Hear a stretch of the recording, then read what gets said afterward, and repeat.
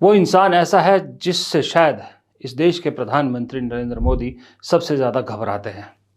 वो ऐसा इंसान है जो नरेंद्र मोदी की आंखों में आंखें डालकर बात कर सकता है और वो ऐसा इंसान है जिसके नाम का खौफ फिलहाल मोदी जी के दिल में बैठ गया है। दोस्तों, जिसको सबसे ज्यादा कट्टर दुश्मन प्रधानमंत्री नरेंद्र मोदी जी और अमित शाह जी अपना मानते हैं, वो खुलकर मैदान में आ चुके हैं और सीधे तौर पर उनको राष्ट्रीय अध्यक्ष के तौर पर चुना जा रहा है। दोस्तों, दावा यह किया जा रहा है कि अगर वो राष्ट्रीय अध्यक्ष बन जाते हैं तो यहां पर बीजेपी के प्रधानमंत्री नरेंद्र मोदी जी की उल्टी गिनती शुरू हो जाएंगी। क्यों उल्टी गिनती शुरू हो जाएंगी और आखिर वो क्यों प्रधानमंत्री नरेंद्र मोदी जी और अमित शाह जी को एक आंख नहीं भाते, आखिर क्यों वो इतने कट्टर दुश्मन है? हमारे साथ वरिष्ठ पत्रकार मौजूद है, प्रदीप चौहान। उनकी इस रिपोर्ट को देखिए कि किस तरह से खुलकर मैदान में मोदी और अमित शाह का दुश्मन आ चुका है। इस वीडियो को देखिए। नमस्कार दोस्तों, मेरा नाम है प्रदीप चौहान और आप देख रहे हैं खबर हाट। कहानी अभी बाकी है कि इस अगले एपिसोड में अध्याय में आपका स्वागत है। आज दरअसल कहानी उस इंसान की शुरू करना चाहूँगा जिसकी कहानी दरअसल अभी सच में बाकी है। वो इंसान ऐसा है जिससे शायद इस देश के प्रधानमंत्री नरेंद्र मोदी सबसे ज़्यादा घबराते हैं। वो ऐसा इंसान है सबसे ज्यादा जो घबराते हैं उस नरेंद्र इंसान मोदी से। की आंखों में आंखें डालकर बात कर सकता है और वो ऐसा इंसान है जिसके नाम का खौफ फिलहाल मोदी जी के दिल में बैठ गया है और उस शख्स का नाम है संजय जोशी। आपने पिछले कुछ दिनों से संजय जोशी का बहुत नाम सुना होगा कि संजय जोशी को बीजेपी का अगला अध्यक्ष बनाया जा सकता है या संजय जोशी महासचिव बन सकते हैं पार्टी के, या ये कहा जाए कि संजय जोशी किसी न किसी रूप में बीजेपी में वापसी कर रहे हैं, संघ उन्हें वापस लाना चाहता है। जब से ये खबर आई है तब से मोदी कैंप में एक तरह से हड़कंप मचा हुआ है, मोदी कैंप में घबराहट है, क्योंकि मोदी शाह की अगर किसी से 36 का आंकड़ा के तौर पे पार्टी के अंदर है, जो 36 का आंकड़ा है वो संजय जोशी है। मोदी शायद राहुल गांधी से या अपोजिशन से निपटना आसान समझते होंगे, लेकिन संजय जोशी से निपटना उनके लिए ज़्यादा मुश्किल है, क्योंकि संजय जोशी को बाहर करने में भी बहुत मेहनत करनी पड़ी थी मोदी जी को। तो संजय जोशी अगर आ जाते हैं, संजय जोशी बीजेपी में किसी पोजीशन पे आ जाते हैं, अगर तो अध्यक्ष में आ जाते हैं, तब तो मोदी जी के लिए 5 साल पूरे करना मुश्किल होगा। अगर महासचिव भी बनते हैं बहुत तो मुश्किल हो जाएगा संजय जोशी अगर सत्ता में आ गए तो। आसान नहीं होने वाला है। तो आप में से जो कुछ बहुत सारे लोग हैं जो बीजेपी को नहीं फॉलो करते थे, आप बहुत सारे कुछ युवा लोग हैं जिन्हें नहीं मालूम संजय जोशी कौन है, तो आज उनके लिए ये छोटी सी संजय जोशी की कहानी में लेकर आया हूँ कि संजय जोशी कौन है। दरअसल संजय जोशी 1962 में नागपुर में पैदा हुए थे। तो जाहिर सी बात है, नागपुर यानी संघ का गढ़। तो बचपन से संघ के विचारों से प्रभावित थे, संघ के प्रचारक संघ थे यानी और आरएसएस संघ का के गढ़। लिए काम करते थे, लेकिन संघ को उनमें कुछ क्वालिटी नज़र आई तो संघ ने उन्हें कहा कि आप बीजेपी ज्वाइन कीजिए। फिर उन्हें 1988-89 में गुजरात भेजा गया, स्पेशल जिम्मेदारी लेके भेजा गया, क्योंकि गुजरात में उस वक्त बीजेपी कमज़ोर थी और संजय जोशी की खासियत थी कि ग्रास रूट वर्कर से मिलकर ग्रास रूट लेवल पर पार्टी को मजबूत करते थे। 1988 में जब गुजरात पहुंचे, उसके बाद उन्होंने गुजरात में काम किया एक सचिव के सेक्रेटरी के तौर पर, और उस वक्त मोदी जी गुजरात में महासचिव के पद पर बीजेपी में तैनात थे। दोनों ने मिलकर तैनात थे। अच्छा काम किया, पार्टी को मजबूत किया, दोनों ने मिलकर खूब काम किया। 1995 में जब बीजेपी सत्ता में आई गुजरात में, तो फिर ये तय हुआ कि मुख्यमंत्री के लिए 2 दावेदार थे, केशुभाई पटेल और शंकर सिंह वाघेला। कहा जाता उस वक्त संजय जोशी और नरेंद्र मोदी दोनों ने केशुभाई पटेल का फेवर किया, केशुभाई पटेल बन गए मुख्यमंत्री। लेकिन केशुभाई पटेल के मुख्यमंत्री बनने के बाद शंकर सिंह वाघेला ने विद्रोह कर दिया। अब उस विद्रोह की गाज गिरी नरेंद्र मोदी पे, उन्हें गुजरात से नरेंद्र मोदी जी, लेकिन संजय जोशी गुजरात में रहे मोदी और जी के ऊपर। जैसे ही नरेंद्र मोदी दिल्ली आए, उसके बाद संजय जोशी और मजबूत हो गए महासचिव बन के। इधर मोदी जी को जब दिल्ली भेजा गया, उसी दौरान वो हिमाचल के प्रभारी भी बनाए गए, जब वो कहते हैं कि हिमाचल में घूमा हूँ मैं जगह जगह पर, लेकिन संजय जोशी गुजरात में रहे।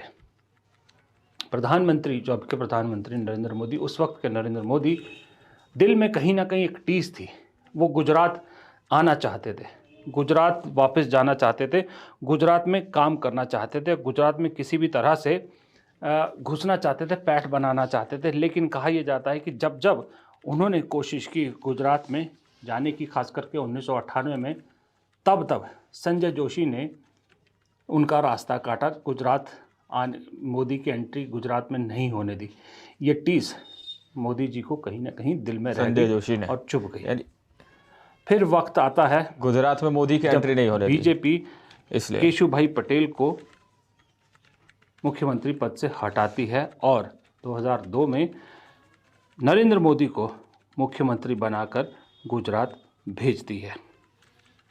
जब नरेंद्र मोदी गुजरात पहुंचते हैं तो उनके निशाने पर सबसे पहले आते हैं संजय जोशी। संजय जोशी को किस तरह से दिल्ली भेजा जाए या गुजरात से बाहर किया जाए, इसको लेके मोदी जी लगातार प्लानिंग करते रहे। फिर 2005 में एक सीडी कांड होता है गुजरात में, जिसमें संजय जोशी के कुछ आपत्तिजनक चीज़ें होती है और वो सीडी खूब बांटी जाती है, इधर उधर खूब बांटी जाती है और ताकि उस सीडी को वायरल किया जा सके और संजय जोशी को बदनाम किया जा सके गुजरात से बाहर जाने पर।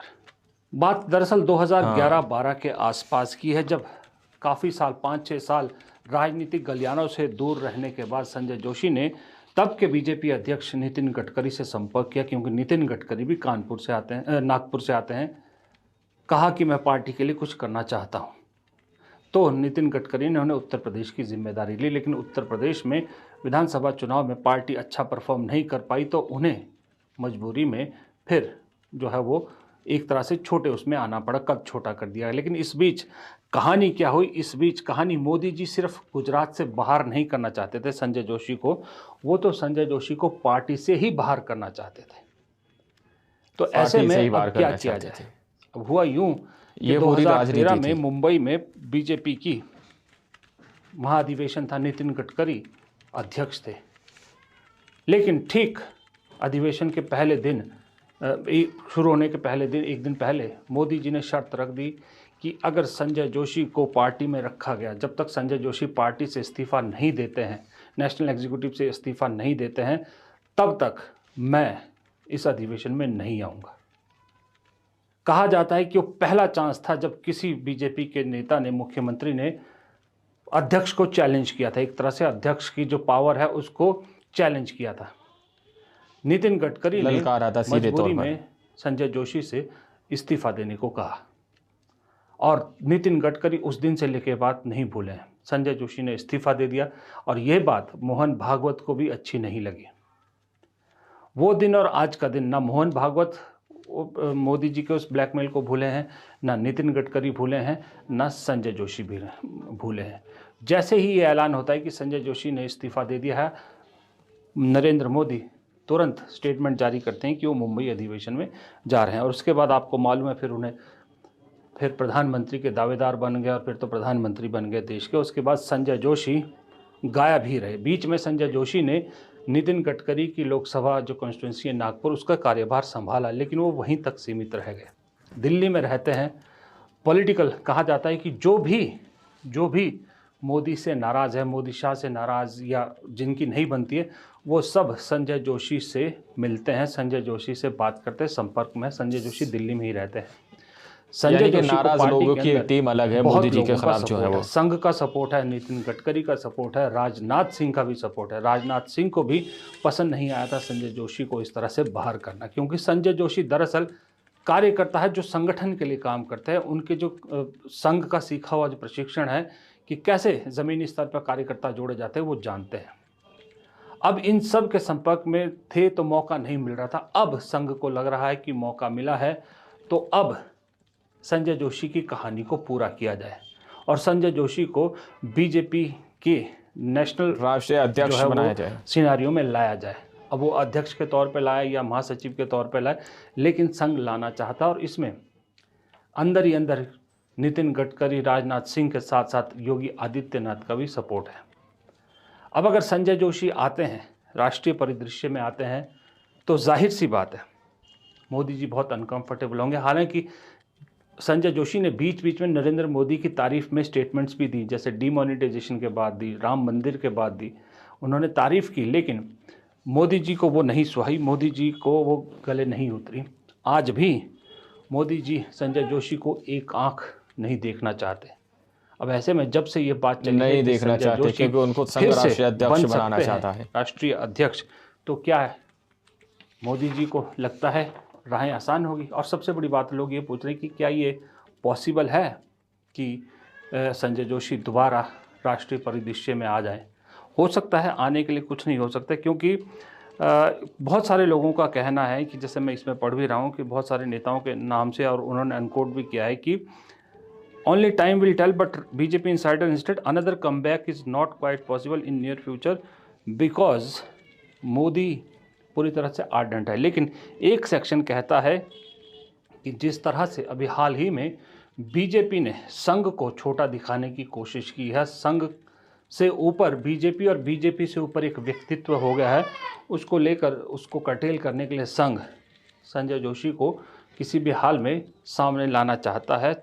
रोल अभी डिफाइंड नहीं, रोल कुछ भी हो सकता है, लेकिन ये तय है कि आने वाले वक्त में किसी भी उसमें रोल में संजय जोशी आपको बीजेपी के राष्ट्रीय राजनीति पे दिखेंगे, और जैसे जैसे संजय जोशी ऊपर जाते दिखेंगे यानी बीजेपी के अंदर एंटर कर जाएंगे वो, छोटे होते दिखेंगे। इसीलिए मैंने कहा कि संजय जोशी की कहानी अभी बाकी है।